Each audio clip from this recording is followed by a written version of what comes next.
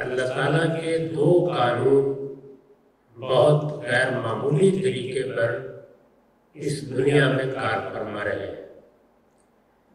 اللہ تعالیٰ کے قوانین ایک تو وہ ہے جن کی ہمیں پیروی کرنی ہوتی ہے، جنہیں قرآن مجید شرع یا شریعت یا الکتاب کہتا ہے۔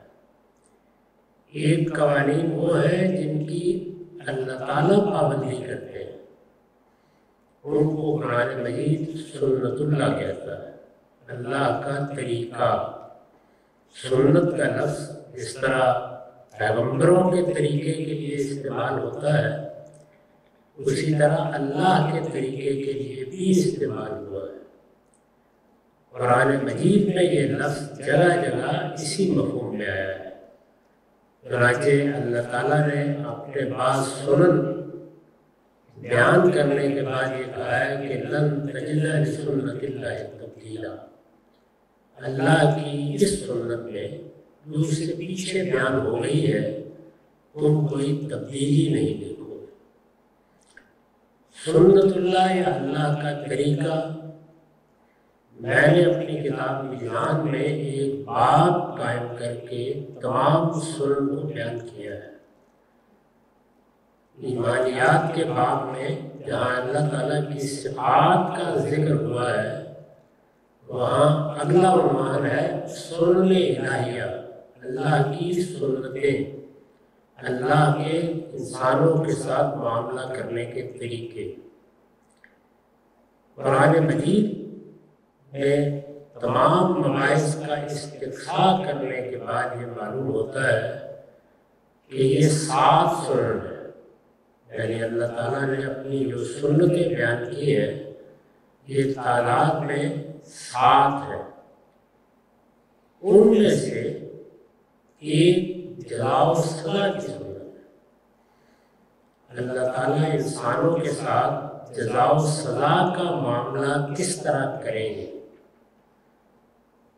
اس پہ بندوں کو انفرادی طور پر جس امتحان سے گزارا جا رہا ہے، اس کا نتیجہ بتایا ہے کہ خاتمہ جزا و سزا ہی پر ہوگا۔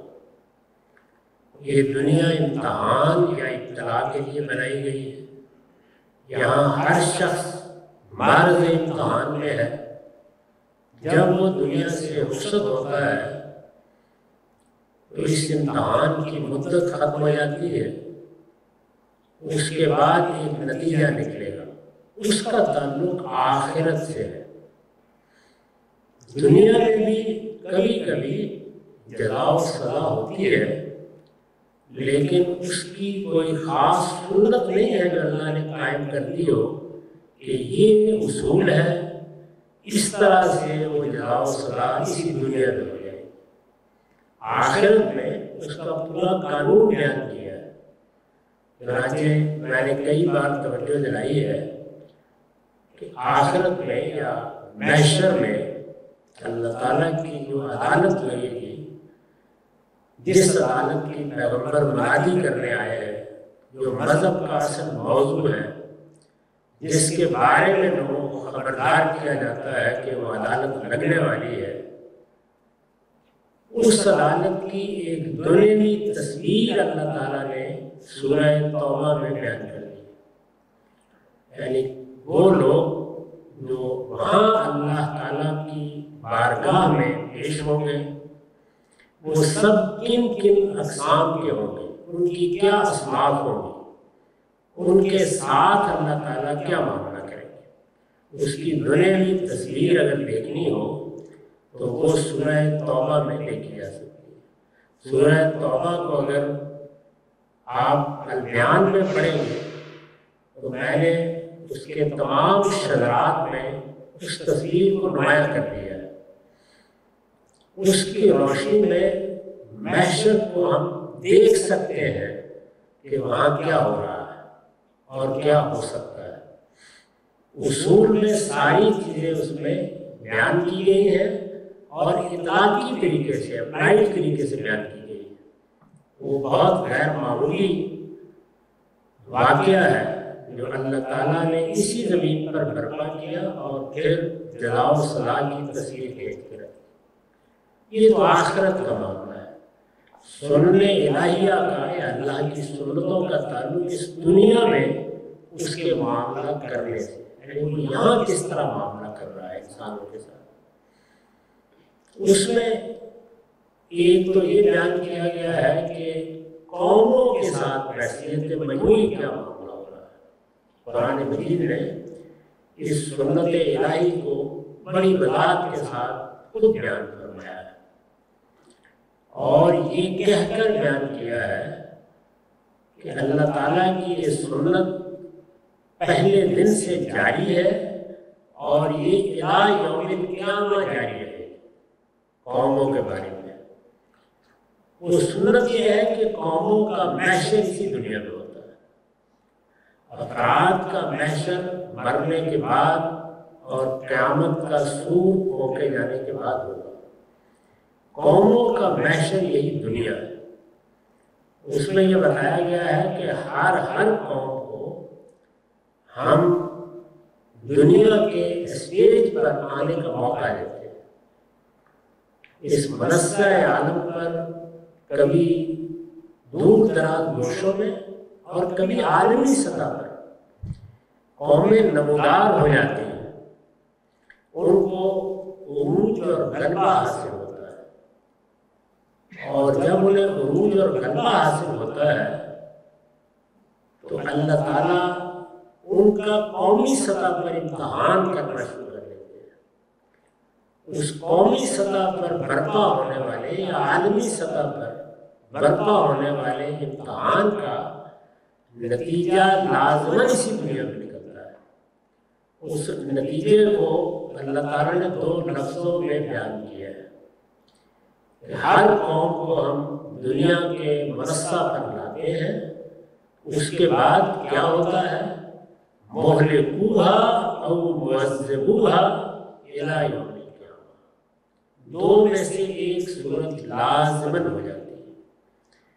دنیا میں جو قوم بھی منصہ عالم پر آئی ہے وہ یا لازماً ہلاک ہوئی ہے یا اس پر اللہ کا عذاب آ گیا۔ ہلاک ہوئی ہے کا مطلب یہ ہے کہ اس پر طبعی موت طاری ہو جاتی ہے۔ اللہ تعالیٰ جس طرح انسانوں کو یہاں موت کے حوالے کرتا ہے لیکن اس کا کوئی قانون نہیں ہے۔ کسی بچے کو اٹھا لیا، کسی کو لڑکپن میں اٹھا لیا، آپ نہیں بتا سکتے کہ موت کس اصول پر آ رہی ہے۔ بیماری سے آئی، تکلیف سے آئی، اچانک آ گئی، حادثہ ہو گیا، وہ اسباب ہے، اصول کیا ہے؟ اللہ تعالیٰ نے کوئی قاعدہ بنا رکھا ہے جس کے تحت موت آتی ہے؟ نہیں، یہ سر تسر اس کی مشیت اور اس کا فیصلہ ہوتا ہے۔ لیکن قوموں پر موت طاری ہوتی ہے قاعدے کے مطابق۔ ایک قوم کچھ قاعدوں، کچھ اصولوں کی پیروی کرتی ہے، اللہ تعالیٰ کہتے ہیں کہ میں اس کے ساتھ اپنا معاملہ اس کے رویے کی بنیاد پر تبدیل کرتا ہوں۔ بہت مشہور آیت میں اس کو بیان بھی کر دیا ہے، لوگوں نے اس کے ترجمے بھی اشعار میں کیے ہوئے ہیں کہ خدا نے آج تک اس قوم کی حالت نہیں بدلی، نہ ہو جس کو خیال اب اپنی حالت کے بدلنے کا۔ یہ کوئی صحیح ترجمہ تو نہیں ہے لیکن قرآن کی آیت کا ترجمہ کرنے کی ہمارے شاعر نے کوشش کی۔ آیت میں جو بات کہی گئی ہے وہ یہ ہے کہ ان اللہ لا یغیر ما بقوم حتی یغیروا ما بانفسہم، یعنی جو اللہ تعالیٰ نے ان کو موقع دیا ہوتا ہے وہ اس موقع کے ساتھ پھلتے ہیں، پھولتے ہیں، نشو و نما پاتے ہیں، دنیا میں اپنا اقتدار جزوی طور پر یا کلی طور پر کسی علاقے میں یا عالمی سطح پر قائم کر لیتے ہیں، لیکن پھر ان میں تبدیلی آتی ہے۔ وہ تبدیلی کس طرح کی آتی ہے قرآن مجید کے مختلف مقامات سے بھی واضح ہوتا ہے، اور وہ مشاہدے کی بھی چیز ہے کہ علم و اخلاق میں آخری درجے کی پستی آنا شروع ہو جاتی ہے۔ یہ جیسے ہی آتی ہے تو بتدریج اس قوم کا زوال شروع ہو جاتا ہے، اور پھر مہلکوہا، فرمایا ہم اس کو ہلاک کر دیں۔ یعنی اگر اس کے افراد دنیا میں رہتے بھی ہیں تو وہ قومی حیثیت سے بے معنی ہو جاتے ہیں، بے وقت ہو جاتے ہیں۔ قوم اپنی قومی شناخت کھو دیتی ہے، دنیا میں اس کا کوئی والی وارث نہیں رہتا، تو یہ قوم کی ہلاکت ہے۔ اور یہ بتایا ہے کہ جس طرح تم بچپن، لڑکپن، جوانی، شباب اور پھر بڑھاپے کے مراحل سے گزرتے ہو، قومیں بھی اس طریقے سے گزرتی ہیں۔ دوسری صورت یہ بتائی ہے کہ قوم معذبوہا، یعنی اللہ ان قوموں کی طرف کوئی رسول بھیج دیتے تھے، اور پھر اس رسول کے اتمام حجت کے بعد تدریجی یا طبعی ہلاکت سے قوم نہیں مرتی، بلکہ اس پر دنیا میں عذاب ہے، یعنی اس کو یکدم ختم کر دیا جاتا ہے۔ یہ دونوں صورتیں قرآن نے ایک ہی جگہ بیان کی اور فرمایا ہے کہ مہلکوہا اور معذبوہا الی یوم القیامہ، قیامت تک یہ سنت اللہ جاری ایسے ہی رہے گا۔ خود یہ سنت اللہ جو قوموں کے بارے میں اللہ نے بیان فرمائی ہے، قرآن مجید کے نزول پر 1500 سال ہونے والے ہیں، ہر انسان اس کا دنیا کی تاریخ میں مشاہدہ کرتا ہے۔ یہ خود ہمارے ساتھ بھی اسی طرح بھی ہے، یعنی مسلمان قوموں کے ساتھ بھی کوئی استثناء نہیں اس میں، مہلکوہا اور معذبوہا، یعنی یا ہلاکت ہے یا عذاب ہے۔ ہلاکت جب رسول نہ بھیجا جائے، عذاب جب رسول بھیج دیا جائے، اور اس کو بھی دوسری جگہ قانون کے طور پر بیان کر دیا ہے کہ ما کنا معذبین حتی نبعث رسولا، عام حالات میں ہلاکت ہی ہوتی ہے، عذاب ہم اسی وقت نازل کرتے ہیں جب ہم رسول بھیج کر حجت پوری کر دیتے ہیں۔ تو یہ سنت اللہ ہے جو قوموں کے بارے میں جزا و سزا کے باب میں بیان فرمائی۔ اسی کا ایک دوسرا ظہور اللہ تعالیٰ کے اس انتخاب کے ساتھ ہوا ہے جس کا آپ حضرات ذریت ابراہیم کے عنوان سے مطالعہ کرنا ہے۔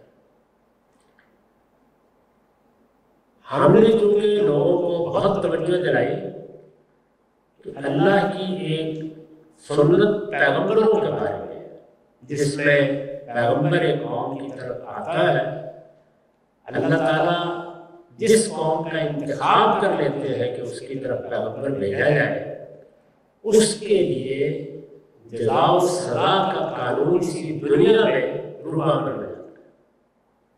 جیسے کہ یہ اصول بھی بیان کر دیا کہ قوموں کے ساتھ دو طرح کے معاملات ہونے، تو یہ عذاب کا معاملہ کہ اللہ نے اپنا رسول بھیج دیا، اس رسول نے حجت پوری کر دی، اور اس کے نتیجے میں اور معذبوہا کا ظہور ہو گیا، ما کنا معذبین حتی نبعث رسولا کا ظہور ہو گیا۔ یہ سنت اللہ جو رسولوں کے باب میں اللہ تعالیٰ نے بیان فرمائی ہے، اس کو امام فرائی نے اپنی تصنیفات میں نمایاں کرنا شروع کیا۔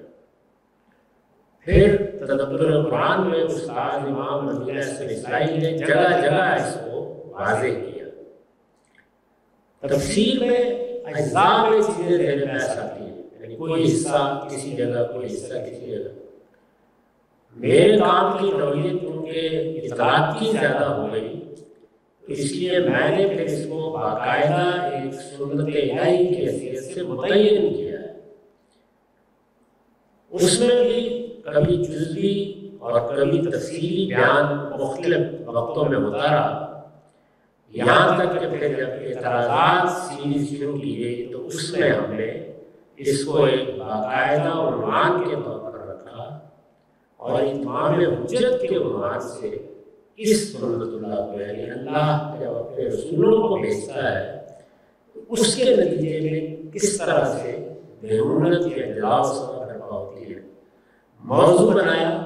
उसे आप कई किस्तों में आप देख सकते हैं। उसमें तमाम माखज़ सामने रख कर कुरान में कहाँ कहाँ बयान हुई है, इसका हदीसों में किस तरह इतलाक़ हुआ है, अमली तौर पर क्या नताइज सामने आए थे, रसूलुल्लाह के ज़माने में इसका ज़हूर किस तरह हुआ, सब बयान कर दिया। अगर तवज्जो के साथ उसको सुन लिया जाए तो खुद कुरान मजीद में उसको देख सकते हैं। फिर हमने तवज्जो दिलाई कि कुरान को अगर आप पढ़ेंगे और इस सुन्नतुल्लाह से वाकिफ नहीं है तो कुरान मजीद अपनी रूह में वाज़ेह नहीं होगा, क्योंकि इसी सुन्नतुल्लाह का बयान है। यानी पूरा कुरान असल में क्या है, एक पैगंबर को एक कौम की तरफ मबूस कर दिया गया है। जो कुछ हो रहा है वो अल्लाह ताला बराह रास्त आसमान से नाज़िल कर रहा है। ये कहोगे, ये बयान करोगे, इनको ये तब्लीग करोगे, ये इनके एतराज़ का जवाब है, ये सवाल है, अब इनके साथ ये होना है, इससे पहले हम ये करते रहे। तो पूरा कुरान यही है। इसी को मैंने महज समझाने के लिए इस तरह बयान किया है कि कुरान पैगंबर की सरगुज़श्ते इंतज़ार है, यानी एक पैगंबर की दास्तान इंतज़ार है, उसके इंतज़ार का किस्सा है जो मैंने ही महफूज करके हमें दे दिया गया है कि हम उसको पढ़ें।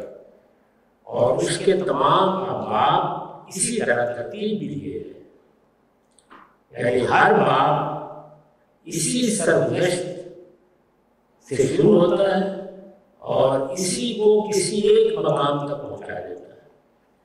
बहुत से अबाब मनफी नतीजा निकालते हैं, यानी मुनकिरीन के साथ क्या हुआ, और ज़्यादातर अबाब ये बताते हैं कि फिर ईमान वालों को अल्लाह ताला ने क्या सरफराजी अता फरमाई और उसके लिए उनको क्या हिदायत दी।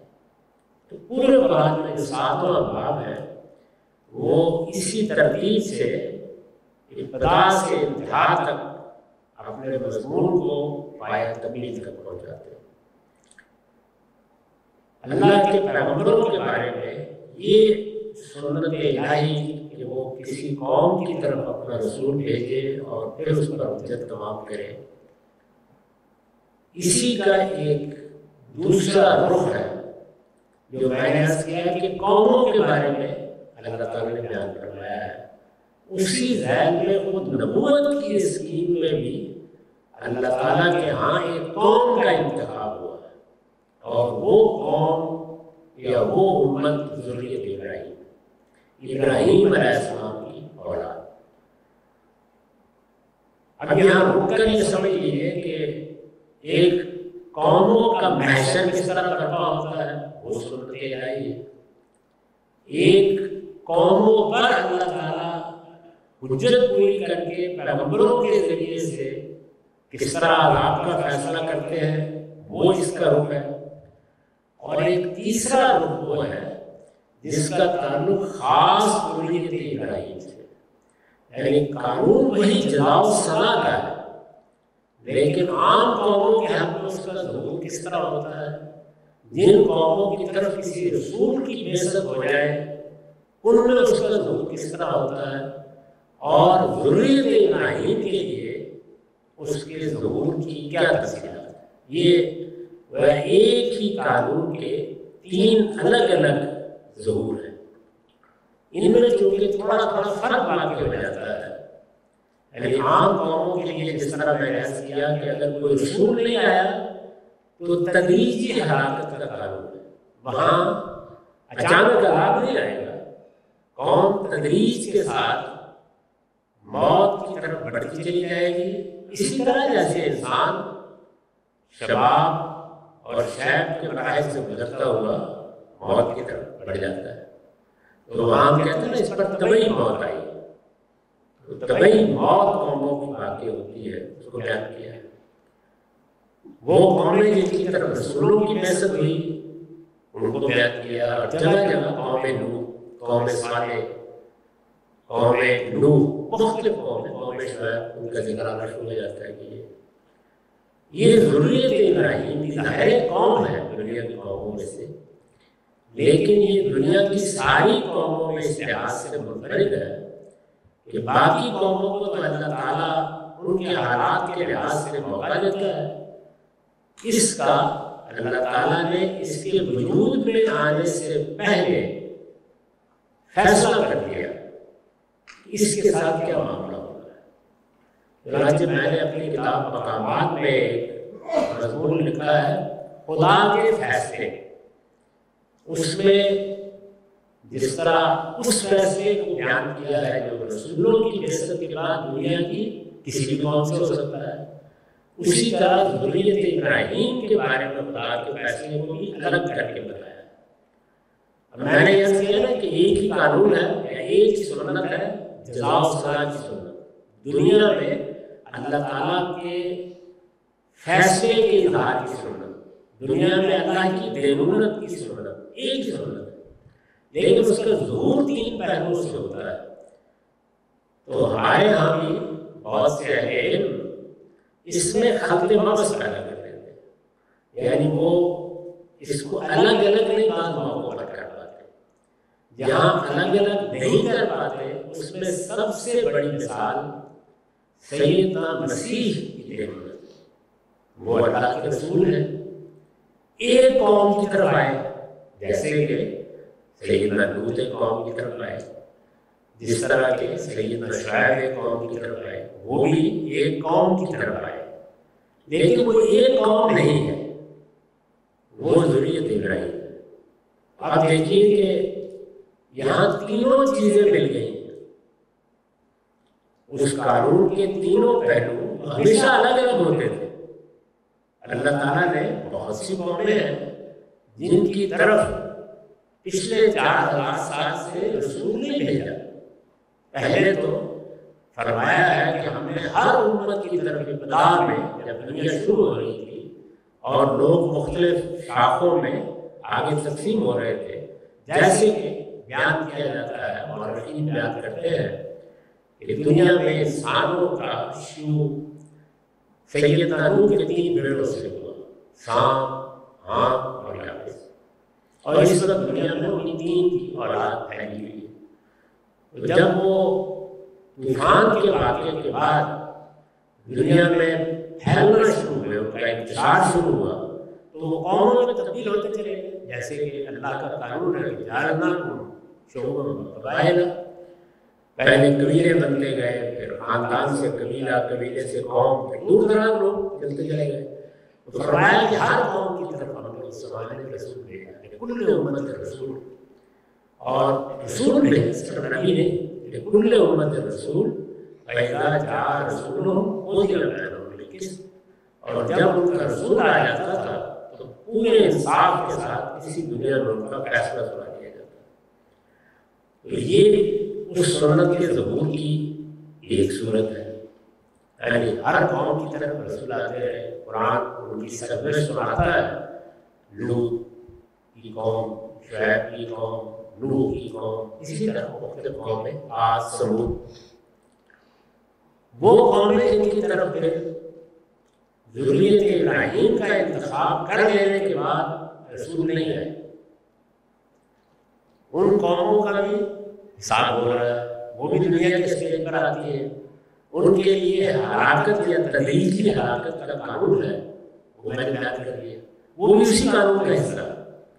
اور یہ ان قوموں میں سے جن کی طرف رسول آئے ہیں ذریت ابراہیم، ذریت ابراہیم جس طرح کہ میں نے کیا اللہ کی منتخب قوم ہے، کس مقصد کے لیے اللہ نے ہر قوم کا انتخاب کیا ہوتا ہے، ہر قوم کوئی نہ کوئی دنیا میں غیر معمولی کام انجام دیتی ہے، لیکن وہ دنیاوی امور کے معاملے میں ہوتا ہے، کسی قوم کو کوئی خاص ہنر، کوئی خاص حیثیت، کوئی خاص فن، کسی کے اوپر کسی چیز کا ظہور، کسی پر کسی دوسری چیز کا ظہور، کفر و ایمان سے قطع نظر ہوتا رہتا ہے۔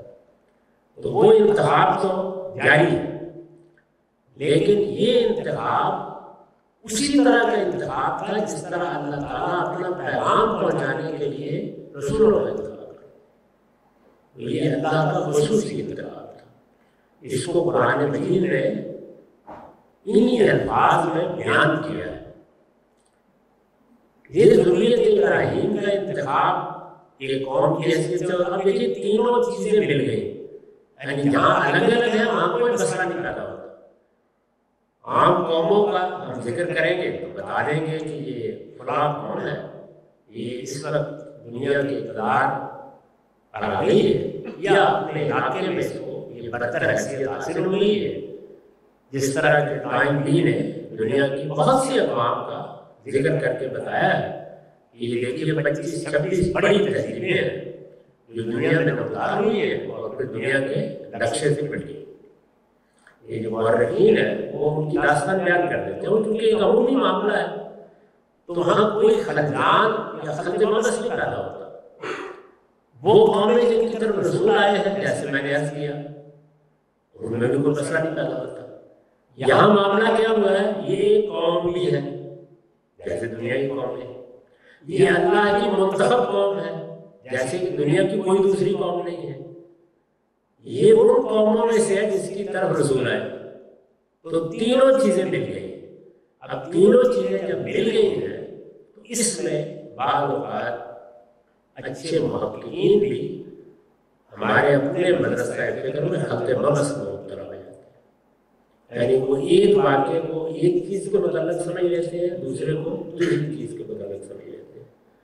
मसलन हमारे यहाँ एक बहुत अच्छी किताब लिखी है और एक बड़ी फाज़िल शख्सियत ने लिखी, उसमें ये मसला ज़हन आया है कि सैयदना सुलेमान ने अपनी सल्तनत की आखिरी सरहद पर, जो अरब की सरहद थी, एक सल्तनत की मलिका को खत लिख के सरेंडर करने पर मजबूर कर दिया। ये किस सुन्नत का दौर था? अब यहाँ एक मसला पैदा होता है, यानी उनकी तरफ कोई रसूल तो नहीं आया, वो खुद भी नहीं वहां गए, तो ये क्या कानून था? मैंने इसकी मिसाल इसलिए दी कि आप ये समझ सके कि वो क्या प्रॉब्लम पैदा होता है। यानी ये ऐसी कौम है जिसको अल्लाह ने इंतखाब करने के जैसे इंतखाब किया। यानी इब्राहीम तन्हा एक शख्स है, वो अपनी कौम पर इमाम हुज्जत करके वहां से उसी तरह निकले हैं जिस तरह बाकी रसूल निकलते हैं।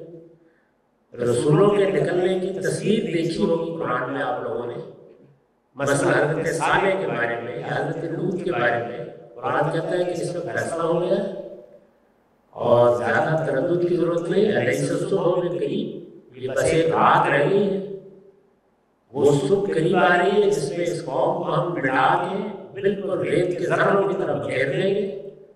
आप फलां और फलां को लेके निकल जाइए, और निकल जाइए में आपको कुरान में देखिए क्या कहा है, पीछे मुड़ के नहीं देखो, वो कुछ होने वाला है जिसका तुम तसव्वुर नहीं कर सकते। तो वहां कौम भी बिल्कुल मुतय्यन है, फैसला हो रहा है और पैगंबर निकल के जा रहा है। वो निकल के गया है तो बिल्कुल ये हुआ कि थोड़ी मोहलत देकर या फौरन वफात हो, और उसके बारे में भी बता दिया है कि फिर कोई आगे का मसला पैगंबर के साथ नहीं होता, बल्कि फैसा भारत का फलसफ मेरा रब का, यानी आप जाइए और जाकर अल्लाह की इबादत करें, अल्लाह को याद करें, आप अल्लाह का फैसला आ जाए, कुछ नहीं होता। लेकिन इब्राहीम अलैहिस्सलाम के साथ ये नहीं हुआ। वो अपनी कौम पर इमाम हुज्जत के बाद जब उनकी कौम पर अज़ाब आ गया तो वो निकले वहाँ से, और निकले तो उनको ये कहा गया कि अब आप इस इलाके में आ जाएंगे। अल्लाह कीजिए कि इराक का शहर उर है जहाँ से वो निकले, उसी इलाके के मुत्तसिल इलाकों में ऊपर जाकर उनसे कहा गया कि अब आप अपने एक बेटे को एक जगह आबाद करें, और वो कनान का इलाका है, उसको मुतय्यन किया अल्लाह ताला, और उधर हरम की तामीर नौ करें और वहाँ दूसरे बेटे को आबाद करें। दोनों बेटे इसहाक भी और इस्माइल भी पैगंबर बना दिए, किसी कौम की तरफ नहीं भेजे गए। उनको पैगंबर बना दिया गया। इसहाक बिल्कुल एक बेआबाद जगह पर कनान में अपनी जिंदगी की इब्तदा करते हैं। उनकी अपनी औलाद है, अपने बेटे हैं और खानदान कबीला बनना शुरू हो जाता है। हमें मालूम है, पूरी दास्तान कुरान ने सुनाई है कि कैसे इसहाक के बेटे याकूब थे, वो भी पैगंबर बना दिए थे, वो भी नबी थे। फिर उनके बेटे यूसुफ को भी पैगंबर बना दिया गया। तो इस तरह गोया बनी इसराइल की कौमी हैसियत नुमायां होना शुरू हो गई। अल्लाह ने उनको पैगंबरी या नबूवत की हिदायत से सरफराज फरमा के बना कर दी, ये कौम मुंतखब हो गई। दूसरी जानिब इस्माइल, उनके बारे में कहा गया कि वो हरम के मुतवल्ली होंगे और उन्हें वहाँ आबाद किया जाएगा। अल्लाह ताला ने इब्राहिम से उन्हें मांग लिया। यही चीज कुर्बानी की सूरत में एक तमसील के उसलूब में उन्हें दिखाई गई और फिर वो वाक़या पेश आया, जिससे आप सब वाकिफ हैं। उसका नतीजा भी सामने आ गया और अल्लाह ताला ने बता दिया कि मेरे पेश नज़र हरगिज़ ये नहीं था कि इसकी गर्दन पर छुरी चला दी जाए, ये मेरे लिए खास है। ये इस चीज को कुर्बानी की तफसील में दिखाया गया था। चुनांचे वो हरम के हवाले कर दिए गए और उनको भी, उनकी वालदा को भी इब्राहिम अलैहिस्सलाम ने वहाँ आबाद कर दिया। जब वहाँ उनको आबाद कर दिए तो वहाँ पहले से कुछ कबाइल मौजूद थे। चुनांचे उनको रसूल बना दिया गया कि वो उस कौम को दावत दें। रसूल बनाने का मतलब ये था कि वो उस कौम को दावत देंगे जो थोड़े से कबीले वहाँ आबाद थे। उन कबाइल के बारे में मुअर्रिखीन ने काफ़ी तफसीलात बयान कर दी। बनी करम के कबाइल थे, वहाँ उनको आबाद किया गया। तो जाहिर है कि अब एक ही सूरत पेश आ सकती थी, या तो वो जाके दावत देंगे और वो ईमान ले आएंगे, और अगर वो ईमान नहीं लाते तो मिटा दिए जाए, उनसे जमीन खाली कराई जाए।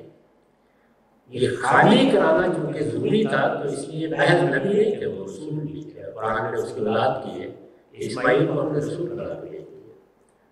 अल्लाह ताला का बड़ा कर्म हुआ और वो ये कि वो सब के सब उन ईमान ले आए, उनके साथी बन गए।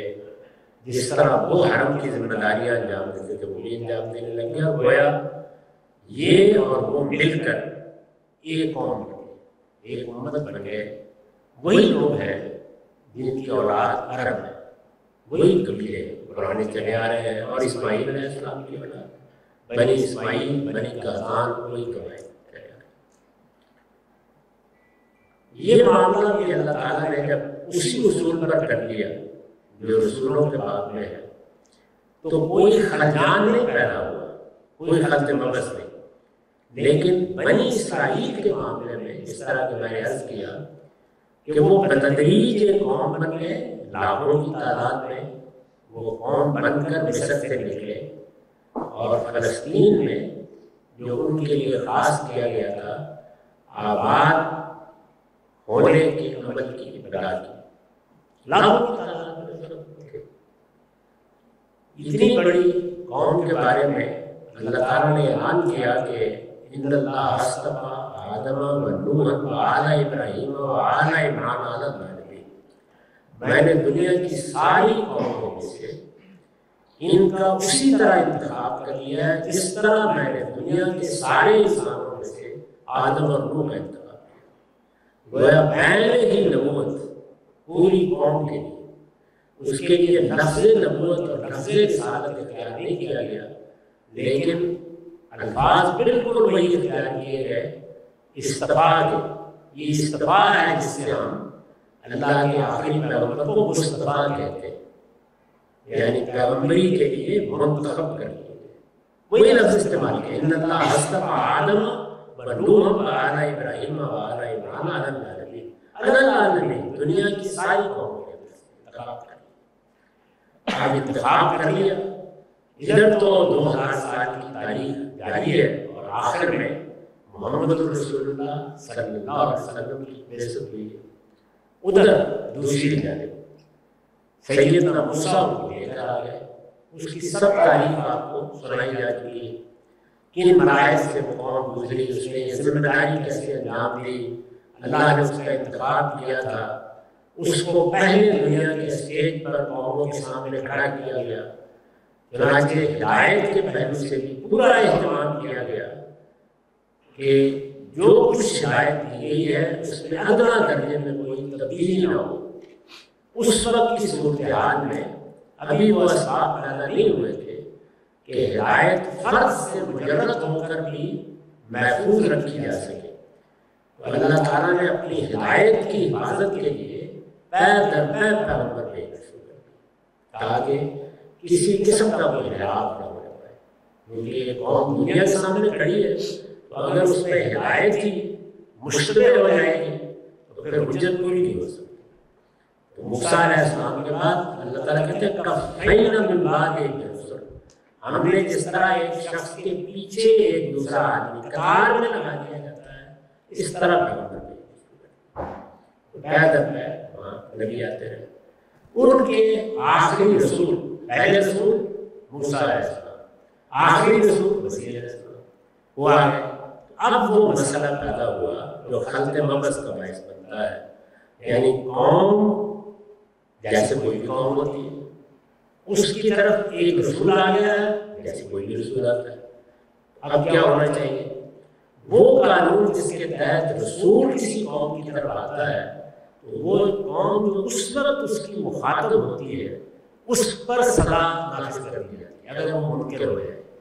وہ قانون بیروباگر ہو گیا، جیسے ہی سیدنا مسیح علیہ السلام نے آپ تھوڑی دیر کے لیے الفاظ کو گوارا کر لیں، ایک قوم پر اپنی حجت تمام کر دی، اس قوم نے ان کو مارنے کا فیصلہ کر لیا، قوم کے بارے میں انہوں نے اعلان کیا، جیسے کہ میں نے وہاں میں حجت پر گفتگو کرتے ہوئے اس حصے میں وہ پڑھ کر سنایا ہے، انجیل میں جو بیان ہے کہ اب میں دوبارہ آ رہا ہوں، اور یہ جو میرے سامنے اس وقت لڑکا کھڑا ہے یہ بڑھاپے کی عمر کو نہیں پہنچے گا کہ دوبارہ خاتمہ ہو جائے۔ پھر وہ آ گئے اور سن 70 میں وہ کس طرح آئے اور آگے انہوں نے بالکل برباد کروا دیا، اس کی تفصیل میں نے وہاں بیان کی ہے، کیا ہوا اس موقع پر۔ یہ اس قانون کے یعنی جزا و سزا کے ظہور کا ایک پہلو تھا، ایک قوم ہے اس کی طرف رسول آیا ہے، اس نے حجت پوری کی ہے، وہ لوگ جن پر حجت پوری ہوئی وہ دنیا سے رخصت ہونے سے پہلے سب کے سب عذاب کی ضرورت ہے۔ یہ بھی بتا دیا کہ وہ عذاب کس نوعیت کا تھا، اس کی تفصیلات میں نے وہاں مورخین کے بیان کے مطابق پڑھ کے سنا دی۔ ہزاروں کے ساتھ کیا ہوا، عورتوں کے ساتھ کیا ہوا، مردوں کے ساتھ کیا ہوا، ایک دردناک مسئلہ۔ اس کو قرآن مجید نے پھر سورہ بنی اسرائیل میں ایمان کے ساتھ دہرایا، بتایا ہے کہ سورہ بنی اسرائیل کی ابتدا میں یہ کہا ہے کہ تمہارے اوپر یہ عذاب کا تازیانہ کیسے پڑے، بیان کیا۔ تو یہاں کیا ہوا، ایک قوم جیسے کہ دنیا کی قومیں ہیں، اس کی طرف ایک رسول کی بعثت جیسے کہ رسول آتے ہیں، اس قانون کے مطابق کیا ہونا چاہیے، یعنی وہی جو اللہ نے جگہ جگہ بیان کیا ہے کہ ایمان والوں کو نجات ملنی چاہیے، کہا وہ 2 ہیں 4 ہیں اور باقی منکرین پر اللہ کا عذاب آ جانا چاہیے، وہ سب ہو گیا۔ یہ ایک معاملہ ہے، اس کو قرآن نے بالکل الگ بیان کیا، لیکن اسی قوم کا ایک دوسرا پہلو، یعنی وہ دنیا کی قوموں میں سے ایک قوم ہے لیکن وہ اللہ کی منتخب قوم ہے۔ تو منتخب قوم ہونے کی حیثیت سے یا ذریت ابراہیم کی حیثیت سے اس کا ایک الگ قانون بیان ہوا ہے، وہ قانون زیادہ تفصیل کے ساتھ تو تورات میں بیان ہوا ہے۔ تورات کا بھی وہ حصہ میں نے پورا پڑھ کے وہاں سنایا ہے، آپ اسے سن سکتے ہیں، اور بتایا ہے کہ اس میں کس طرح اللہ تعالیٰ نے یہ واضح کر دیا ہے کہ تمہیں میں نے اس مقصد پر فائز کیا ہے، اب تمہارے ساتھ میں قیامت تک ایک معاملہ کرنے والا ہوں، اور وہ معاملہ یہ ہو۔ اس کا خلاصہ یہاں سب بیان ہو چکا ہے، آپ جانتے ہیں کیا ہے۔ جس وقت سیدنا مسیح آئے تو ان کا ایک اتمام حجت تو یہ تھا کہ ایک قوم ہے اس کی طرف رسول آیا ہے، ایک دوسرا پہلو یہ تھا کہ وہ قوم جو خدا نے منتخب کی ہے اس کا بھی اللہ آخری فیصلہ سنانے والے ہیں، وہ بھی انہیں کے ذریعے سنایا گیا، تو قوم بھی وہی اور رسول بھی وہی۔ جب وہ دوسرا فیصلہ بھی سنا دیا گیا اس قوم کے لیے، اس کو اصل میں سورہ آل عمران میں بیان کیا ہے۔ یہ جو آیت میرے پاس ہے، یہ بیان کر دیا گیا کہ تم چونکہ میری منتخب قوم ہو، تم نے میرے پیغمبر اور آخری پیغمبر، ان کے لیے وہ آخری پیغمبر، میرے پیغمبر کو شہید دینے کا ارادہ کیا اور تمہارے علماء نے یہ فیصلہ کیا ہے، اچھی بات ہے۔ اب میری ضرورت اور جزا و سزا تمہارے لیے ظاہر ہو رہی ہے۔ وہ کس طرح سے ظاہر ہوئی؟ اس کا ایک پہلو وہ ہے جس کو سورہ اعراف میں بیان کیا ہے کہ اب میں قیامت تک، ہم یہ الفاظ ہے الی یوم القیامہ، قیامت تک وقتاً فوقتاً ایسی قوموں کو اٹھاتا رہوں گا جو تمہیں بدترین عذاب دیں گے، پھر مہلت ملے گی، پھر دوسری قوم کو عذاب دینا شروع کر دیں گے۔ یہ ہوتا رہے گا قیامت تک، اور دنیا اس کو اب دیکھے گی، تم میری قیامت اور جزا و سزا کی قیامت تک نشانی بن کر رہو گے۔ یہ بات بیان کر دی گئی۔ اور دوسرا یہ بیان کیا گیا کہ چونکہ مسیح علیہ السلام کو تم نے صلیب دینے کی کوشش کی ہے، تو پہلے قانون کے مطابق تو کسی قوم کی طرف اگر رسول آئے تو اس کے جو اس وقت ساتھی ہیں ان کو اللہ تعالیٰ نجات دے دیتے، ان کو اگر کوئی پوزیشن میں ہو، غلبہ بھی اللہ فرماتے ہیں لیکن نجات دے دیتے۔ وہ ہو گئی، وہ تو ان 10-12 لوگوں کے ساتھ ہوا جو اس وقت کوہ زیتون پر ان کے ساتھ موجود تھے، لیکن پوری کی پوری قوم اور پھر سیدنا مسیح دعوت پھیلتے ہیں، تو فرمایا وہ پہلے قانون کا اطلاق ہو گیا، اس دوسرے کا اطلاق اس طرح سے ہوگا۔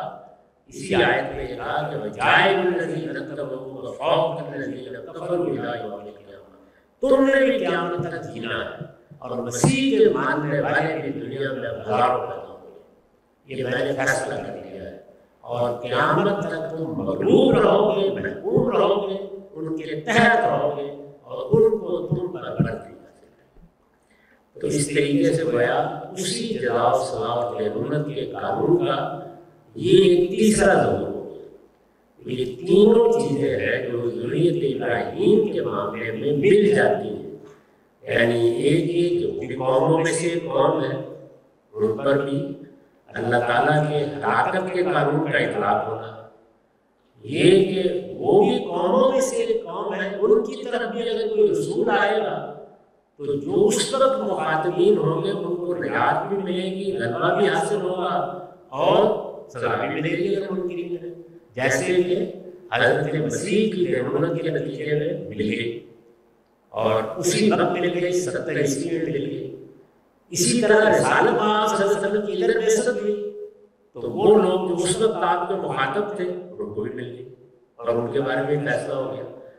تو یہ اس کا دوسرا پہلو ہے۔ اور تیسرا یہ کہ چونکہ وہ ذریت ابراہیم ہے اور چونکہ ان کے لیے خصوصی قانون ہے، تو ان کی وہ شاخ جو بنی اسرائیل کی شاخ ہے، ان کے لیے سیدنا مسیح کی بعثت کے بعد یہ قیامت تک کا فیصلہ ہو گیا۔ اصل میں یہی حضرت مسیح کا وہ پہلو ہے جس کو قرآن کہتا ہے کہ انہ لعلم للساعۃ، اب وہ قیامت کی ایک زندہ نشانی کے طور پر دنیا کے افق پر موجود ہے۔ حضرت مسیح موجود ہے، وہ دنیا میں قیامت تک اپنی دیرونت کے ساتھ موجود ہے، ہر شخص ان کو دیکھ سکتا ہے۔ وہ قوم جس کی طرف وہ مبعوث ہوئے تھے، وہ اپنی محکومیت کے ساتھ اور ان کے ماننے والے قیامت تک اپنے غلبہ اور تفوق کے ساتھ فوق الذین کفروا موجود ہے، تاکہ لوگ دیکھتے رہے کہ ایسے ہی ان کے لیے بھی قیامت کھڑا ہو۔ یہ اس کی تفصیلات ہیں جو میں نے مختصر طور پر آپ کے سامنے بیان کیا۔ اقول قولی ھذا واستغفر اللہ لی ولکم ولسائر۔ جزاکم اللہ خیر۔ ہم سب آپ کا بہت شکریہ عنایت اس پہلو سے بھی کہ جو بڑے لوگ دنیا میں کام کرتے ہیں ان کا جو سب سے نمایاں پہلو ہوتا ہے وہ ہوتا ہے علم کی صحیح کیٹیگرائزیشن، یعنی یہ ساری چیزیں، یہ سارے قوانین متفرق طور پر انڈیویجولی لوگ بیان بھی کر دیتے ہیں، اپلائی بھی کر دیتے ہیں، لیکن جس پریسیجن کے ساتھ اس کی تنقید ہونی چاہیے ہے اور جس خوبی اور جس شان کے ساتھ آپ نے اس نشست میں اس کو بیان کیا یہ واقعہ ہے کہ اس سے پہلے کبھی بھی یہ پہلو اس طرح سے نمایاں نہیں ہوا تھا. اور اقوام حجت سیریز کا غازی صاحب نے ذکر کیا، اس سیریز کے اندر ہم نے بڑی تفصیل سے یہ جو پہلا قانون ہے جو رسولوں کے ساتھ خاص ہے اس کو تو موضوع بنایا، اور اس سے متعلق جو کچھ ابتدائے انسانیت سے لے کے رسالت پاک صلی اللہ علیہ وسلم کے خاتمے تک رسولوں کی اسکیم تھی، اور خود سیدنا مسیح کے ساتھ جو معاملہ ہوا وہاں وہ اس پہلو سے تو بہت ہی تنقید کے ساتھ زیر بحث آیا، لیکن ہم قصداً وہاں پر یہ جو قوموں کے ساتھ استفاق کا ایک قانون ہے اس کو زیر بحث نہیں لے کر آئے تھے تاکہ وہ بات بالکل واضح رہے. ایک بہت ہی تشنا پہلو تھا جس کو حامی صاحب نے یہاں پر واضح کیا. میں ہم سب لوگوں کے سامنے یہاں ہوئی 4 آیتیں دہراتا ہوں اور اس کے بعد آپ کا ایک حاشیہ ہے، اس پر ایک مختصر سوال آپ کی خدمت میں، اور پھر انشاءاللہ یہ پہلا سیشن آیت تکمیل تک پہنچے گا. سورہ آل عمران کی آیت میں یہ پڑھ رہا ہوں، حامی صاحب کا ترجمہ ہے. آپ نے لکھا کہ یہ ہوا اور بنی اسرائیل نے اس کے خلاف خفیہ تدبیریں کرنا شروع کی، اور اللہ نے بھی اس کے جواب میں خفیہ تدبیر کی، اور ایسی تدبیروں میں سے اللہ سب سے بڑھ کر ہے. اس وقت جب اللہ نے کہا اے عیسیٰ میں فیصلہ کیا ہے، اے عیسیٰ میں نے فیصلہ کیا ہے کہ میں تجھے وفات دوں گا اور اپنی طرف اٹھا لوں گا اور تیرے ان منکروں سے تجھے پاک کروں گا، اور تیری پیروی کرنے والوں کو قیامت تک کے لیے ان منکروں پر غالب رکھوں گا، اور پھر تم سب کو بالآخر میرے پاس ہی آنا ہے. اس طرح سے امام صاحب نے اس وقت بیان کیا. اس کی روشنی میں جب یہ آپ آیات پڑھتے ہیں تو بات بالکل واضح ہو جاتی ہے. ہم سب آخری سوال آج کی اس پہلی نشست کا، انہی آیتوں کی وضاحت میں آپ نے ایک حاشیہ لکھا ہے جس کے الفاظ ہے کہ یہ بنی اسرائیل کے لیے خدائی نعمت کا ظہور ہے جسے گزشتہ 2000 سال سے ہر شخص بچشم سر دیکھ سکتا ہے. اس غیر معمولی طور پر حیرت انگیز پیشن گوئی کو دنیا کا کوئی تغیر، زمانے کی کوئی گردش اور وقت کی کوئی کروٹ کبھی ایک لمحے کے لیے بھی باطل نہیں کر سکی. خدا اور اس کی عدالت کا یہ ایسا صریح ثبوت ہے جو ہر وقت ہماری آنکھوں کے سامنے ہے. اس کے بعد وہ کیا چیز ہے جو قیامت کے بارے میں قرآن کی وعید کو جھٹلا سکتی ہے. اچھا ہم سے بھی جو آپ نے بات بتائی لوگوں کو خط بحث ہو جاتا ہے. 3 الگ الگ قوانین ہیں اللہ تعالیٰ کے، ان کے اطلاق میں یہ چیز کہ جی یہ بات اتنی واضح طور پر ہمارے خارج میں موجود ہے کہ کوئی شخص اس کا انکار ہی نہیں کر سکتا. میرا یہ خیال ہے کہ یہ بات بھی بہت غلط فہمیوں کا باعث بن جاتی ہے، اس لیے کہ آج کے دور میں جب ہم باہر نکل کے دیکھتے ہیں اور خود آپ فرماتے ہیں نیشن اسٹیٹ کا دور ہے، جمہوریت ہے، جمہوریت کے اندر سب کے حقوق یکساں ہوتے ہیں، شہریت کے حقوق یکساں ہیں، کسی پر کسی کو کوئی غلبہ، تفوق، برتری کچھ بھی حاصل نہیں ہے، اور دنیا اس میں آگے بڑھ رہی ہے، عالمی حکومتوں کا ایک تصور سامنے آ رہا ہے. تو جس طریقے سے زمانے کی حرکیات بدلی ہیں اس کے اندر تو یہ کہ جی کہ کسی کے اوپر کسی کا غلبہ ہوگا، کسی کے اوپر کسی کا تحکم ہوگا، یہ چیز تو گزشتہ 100-200 سال میں کم ہوتی ہوئی نظر آئی ہے. اور اس وقت جب ہم اللہ کی اس پیشن گوئی، اس نشانی کو پیش کریں گے تو ہمیں بہت کچھ سمجھانا پڑے گا، اس لیے کہ جو یہود ہیں وہ تو اس وقت ہمیں دنیا کے اسٹیج پر ایک طرح سے لیڈرشپ کی جگہ پر نظر آتے ہیں. تمام عالمی مالیاتی ادارے ہوں، تمام عالمی سیاسی معاملات کے فیصلے کرنے ہوں، اسی طریقے سے قوموں کے اوپر ان کی جو اس وقت برتری معاشی لحاظ سے اور سماجی لحاظ سے ہے. تو یہ سوال آپ کی خدمت میں رکھتا ہوں کہ یہ بس چشم سر کیسے اتنی واضح سی چیز ہے؟ بظاہر تو یہ چیز بھی اس زمانے میں بالکل الٹ نظر آتی ہے اور اس کے بھی کوئی شواہد و ثبوت ہمارے سامنے نہیں ہے. یہود دنیا میں کم و بیش 4,500 سال کی تاریخ رکھتے ہیں. یعنی سیدنا ابراہیم کے بارے میں مورخین کا اندازہ ہے کہ وہ 2100-2200 قبل مسیح میں ہوئے. سیدنا مسیح قبل مسیح ختم ہو گیا، ان کے بعد ہم اب 2300 مزید گزار چکے. اتنا لمبا عرصہ ہو گیا. وہ بھی ایک قوم ہے، وہ بھی ایک دعوت لے کے اٹھے تھے.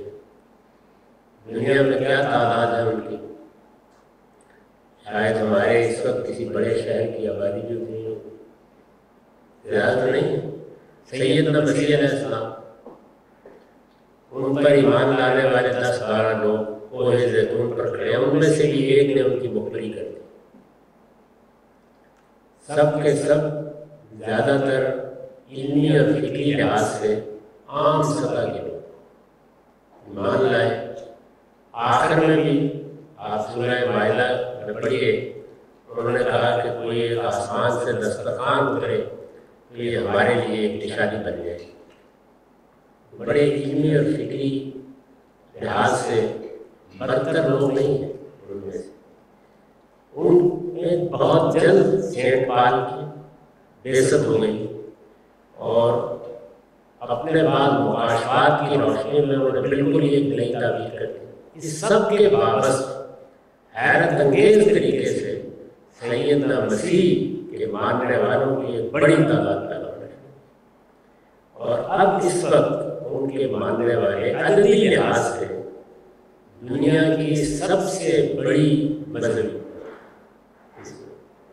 यानी सिर्फ कैथोलिक की 2.5 अरब के करीब है, प्रोटेस्टेंट ऑर्थोडॉक्स सबको शामिल किए दुनिया की सबसे बड़ी मजहबी। तो ये जो हसन साहब ने तस्वीर खींची है वो अददी लिहाज से कम पाई जाती एक बात। दूसरे ये कि वही कौमें हैं जो उन पर ईमान लाई थी और उनके साथ अपने आप को निस्बत देती। अभी आपने देखा होगा इंग्लिस्तान में जब शाह जहाज की तख्त नशीनी हो रही थी तो आपने बचश्मे सर देखा कि गोया हजरत मसीह बिल्कुल सामने आके खड़े हो गए और सारी सल्तनत उन्हीं के सामने झुक रही। तमाम अगर 1.5-2 घंटे की वो तकरीब आप लोगों को देखने का मौका मिला है तो अंदाज़ा हो गया होगा कि वो किस तरह से अपनी बोल रहे हैं।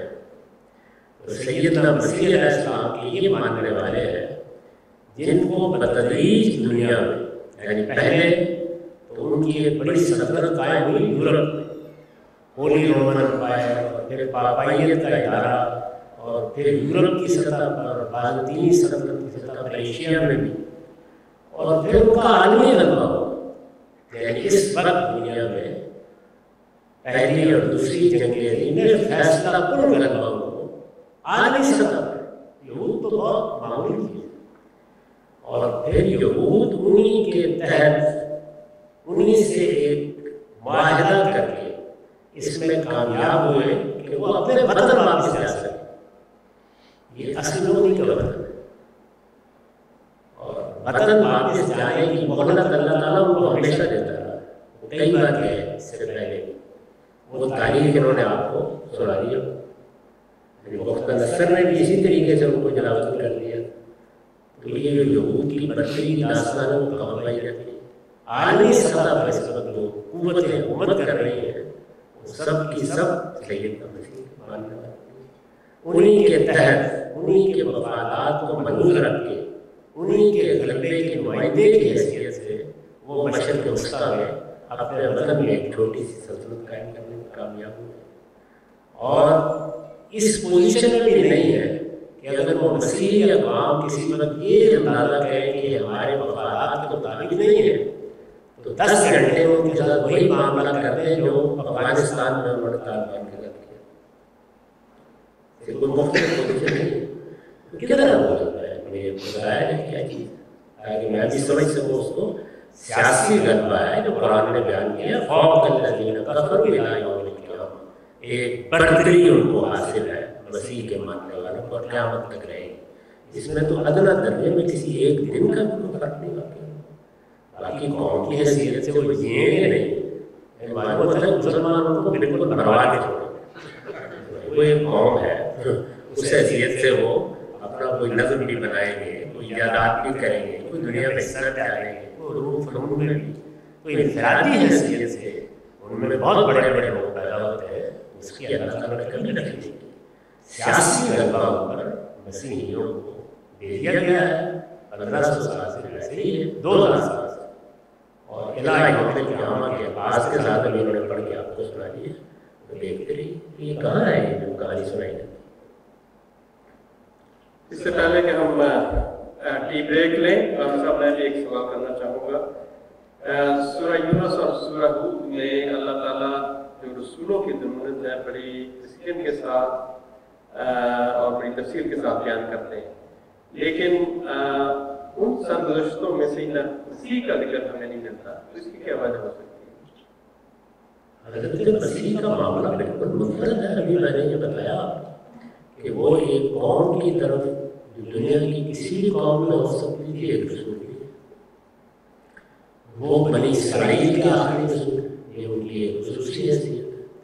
तो इसलिए अल्लाह ताला ने उसको ख़ास तौर पर मौजूद बनाया है सूरह आले इमरान में, और ख़ास तौर पर मौजूद बना के उनकी पूरी दास्तान सुनाई है, उनकी पैदाइश कैसे हुई, वो किन मराइल से गुजरे, उन्होंने अपनी कौम पर हुज्जत कैसे पूरी की, आखिरी मरहला क्या आया, उस मौके पर अल्लाह ताला ने फिर क्या ऐलान किया, उसको पूरी वजाहत के साथ वहाँ बयान कर दिया। कुरान मजीद का यही तरीका है कि हम अपने तौर पर कोई फैसला कर लेते हैं, कुरान को ऐसे बात करनी चाहिए, बड़ी वजाहत करते हैं। और एक दूसरा भी छोटा सा सवाल है कि हमने तारीख में पढ़ा, आपने अपनी तफसीर में भी जिक्र किया है कि सीना मसीह और सल्लल्लाहु अलैहि वसल्लम के दरमियान जंगी लोगों पर भी कुछ बड़े अज़ाब आए, तो उनमें किसी रसूल की बेइज्जत हुई या उन अज़ाबों की क्या नौइयत? मैं समझ नहीं सका। यमन के लोग, यमन के लोगों को क्या हुआ, कहाँ में आ गए? उन पर भी इस तरह के अज़ाब आए? क्या रसूलों से मुतल्लिक लिखा मैंने? नहीं, रसूलों के मुतालिक नहीं, जब आपका जिक्र आया कौमों के बारे में, कौमों के ऊपर, वो तो मैंने भी बयान कर दिया कि कौमों के बारे में अल्लाह का एक कानून है, उस कानून के तहत वो स्टेज पर आती हैं और फिर हलाकत में मुब्तला हो जाती है। वो हलाकत बाद मौक़ों के ऊपर तदरीजी होती है और बाद मौक़ों पर किसी हादसे से भी, ऐसे बहुत सी कौमें दूसरी जंग अज़ीम के नतीजे में ख़त्म हो गई और भी बात जंगों। उनके यहाँ ये बयान किया गया कि बड़ा सैलाब आया और उसने कौम सबा का खात्मा कर दिया, यहाँ तक कि वो दुनिया में बल्कि अरब में एक मुहावरा बन गया, ज़रबुल मसल बन गया। तो आज में उसका जिक्र, जी उसका जिक्र है, लेकिन उससे ऐसा लगता है कि जिस तरह रसूलों की कौम पर मुनकरीन के लिए अज़ाब होता है, उसी किस्म का अज़ाब। तो आपने ये मैंने बता दिया आपको, पूरा जज़ा और सज़ा का कानून, ये तीन कानून नहीं, एक ही कानून है। एक ही कानून का ज़हूर आम कौमों के लिए कैसे होता है, रसूलों की बेइज्जत के बाद उनकी कौमों के लिए कैसे होता है, अल्लाह की मुंतखब कौम बनी इसराइल के लिए कैसे हुआ है, एक ही चीज़।